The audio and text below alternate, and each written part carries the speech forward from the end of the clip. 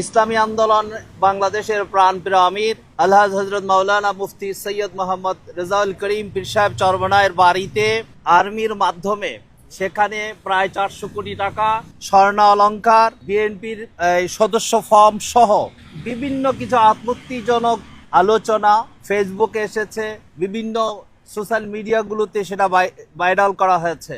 সমাজে কিছু গাধার দল আছে, এরা কিছু শুনলেই ফাল দিয়ে বসে, উল্টা পাল্টা অপব্যাখ্যা দিতে থাকে।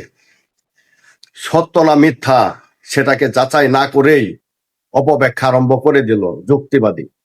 বাংলাদেশ ইসলামিক আন্দোলন নায়েবে আমিরের বাসায় ফয়জুল করিম রেজাউল করিমের বাসায় 400 কোটি টাকা পাওয়া গেছে, স্বর্ণ অলংকার পাওয়া গেছে বিএনপির সদস্য কার্ড।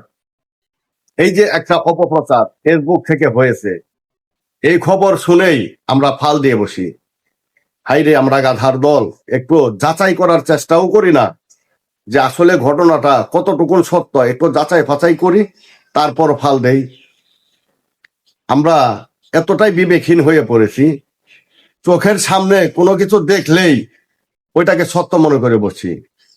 বুঝতে হবে বর্তমান ফেসবুক, ইউটিউবের যে খবরগুলি শতকরা 99টাই মিথ্যা, এআই দিয়ে বানানো হয়।